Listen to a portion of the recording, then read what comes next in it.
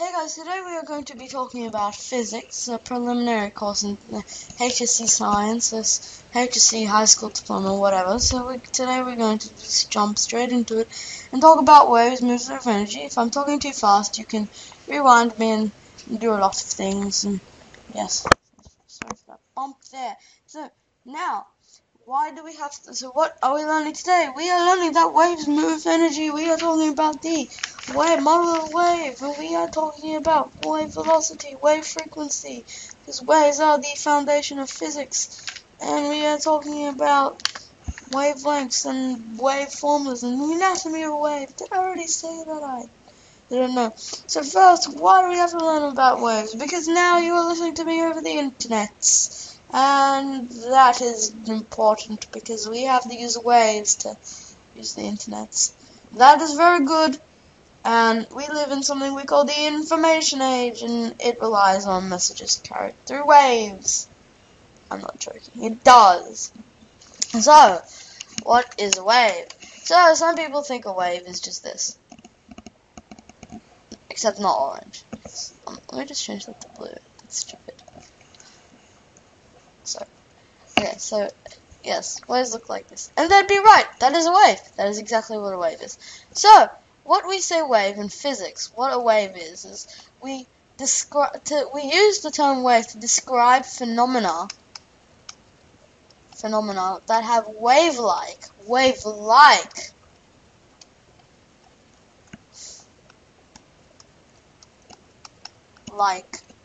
motions that we cannot see, so we can't see it. That we cannot see or see with the naked eye. Well, some of them. We can't see most of them, but some of them we can. It's a conspiracy theory. I'm joking. Okay, so let's just go on. Let's just talk about the anatomy of a wave. So let me draw the wave. It's dilly-dally, it's not dilly-dally actually. So here's a wave, and here's a wave. It's curvy, so I like to call it a sine wave. It actually is called sine wave, not a curvy wave. Did not say curvy wave. I tried to do that, and I never did actually. Okay, otherwise people fail and never get blamed for it. Sorry, don't write curvy wave, write sine wave. Okay, so this is a sine wave because it's curvy sine wave, and sines are curvy. Sine wave, yay! So now, here's the lowest point, and here's the highest point of a wave. The lowest point, or the highest point of the wave is crest, the lowest point is a choke. And I'm gonna mispronounce things through the course of the series, because I am Australian, and this is my job to be mispronouncing. It is my job to be culturally insensitive. I'm joking. Okay, so, amplitude. Okay, so here's an amplitude, and we're saying what is an amplitude? So the base level is something that is just, everything is emitting a base level now. Nothing. It's an undisturbed state. So the amplitude is the maximum undisturbed state. This is an amplitude too. Or it's the maximum disturbance from the undisturbed state, which is the base level. Pretty damn easy. Now let's get to something a little harder. So, the wavelength, okay, is from two adjacent trows or crests, okay? So, wavelength. So, two adjacent trows or crests are a wavelength, okay? Wavelength. Pretty darn easy as they go, isn't it? We can power through this, baby. Okay, so, yeah, and wavefront, it's basically where the wave is moving. That's the wavefront, so that's the wavefront. That's how the wave is moving in front. Sound is a spherical wavefront, and light is a three-dimensional wavefront, because I can illuminate a three-dimensional room. Oh, physics is so practical. So, let us go on to how we can represent stuff in freaking formulas. How do you respect wavelength in formulas? We already talked about wavelengths, so we should power through this stuff like it's freaking yesterday. Okay, so let's just do it. We use the symbol lambda. Okay, and if you don't know what lambda is, search up. It's Greek. So if you know Greek, you'd already know what lambda is. But we use lambda, which is that symbol over here, to represent wavelength. So now let's do frequency. Now frequency is like how many times do you mow your lawn every day? None, because I don't have a lawn. But okay, that is the frequency. So basically, it's how frequent something is. Basically, really, that's all it is. How frequent something is. Like, how frequent does this wave go past this point? So, frequency. Yes? Frequencies equals, and it's represented as a fancy F that I cannot draw.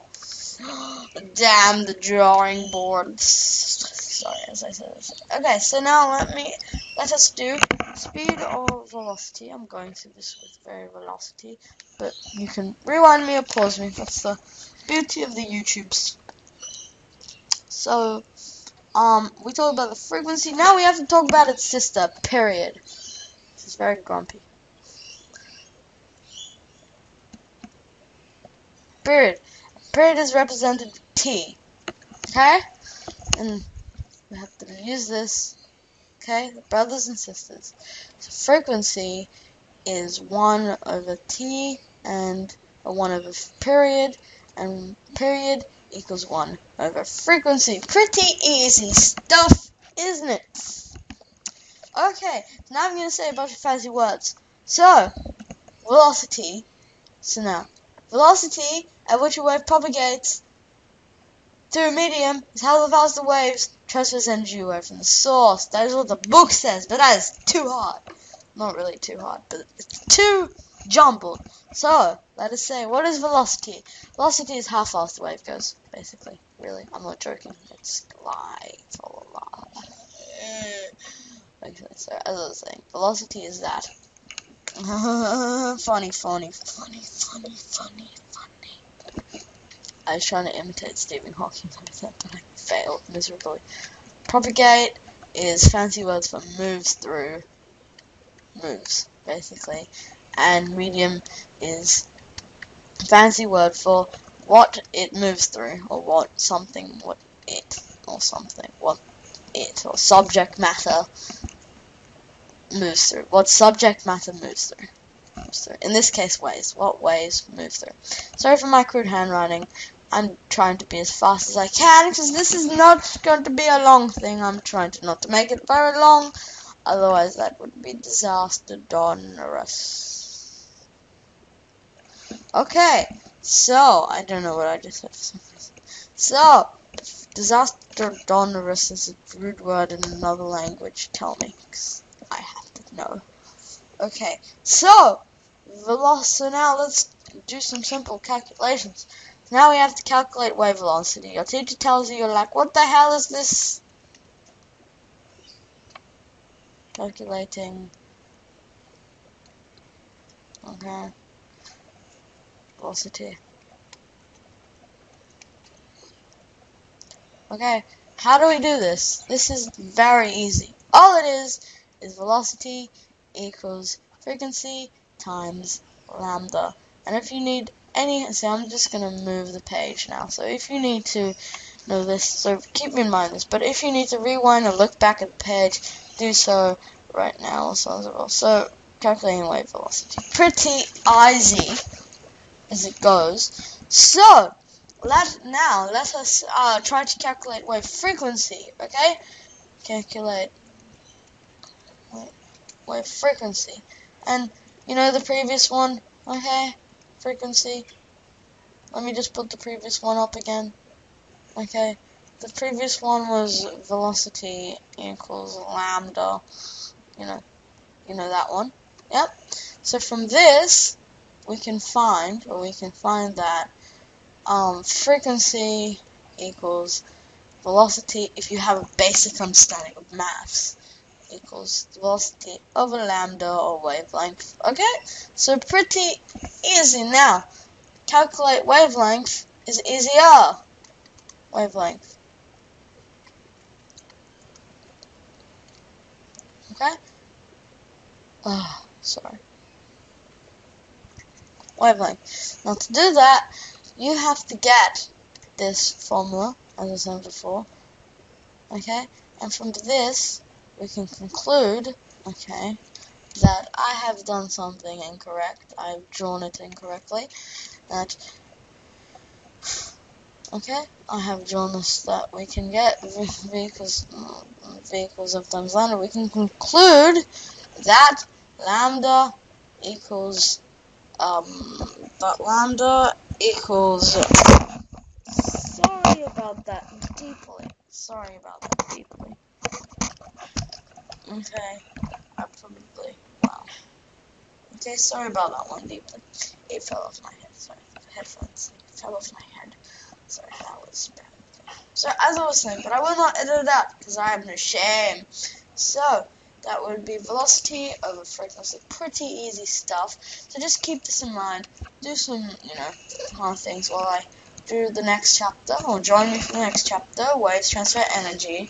And we're talking about waves transferring energy, 1 dimension, 2 dimension, 3 dimensions. Then we're going to talk about how waves propagate and how to model a transverse and long attitude wave. Okay? So, thank you. Bye-bye.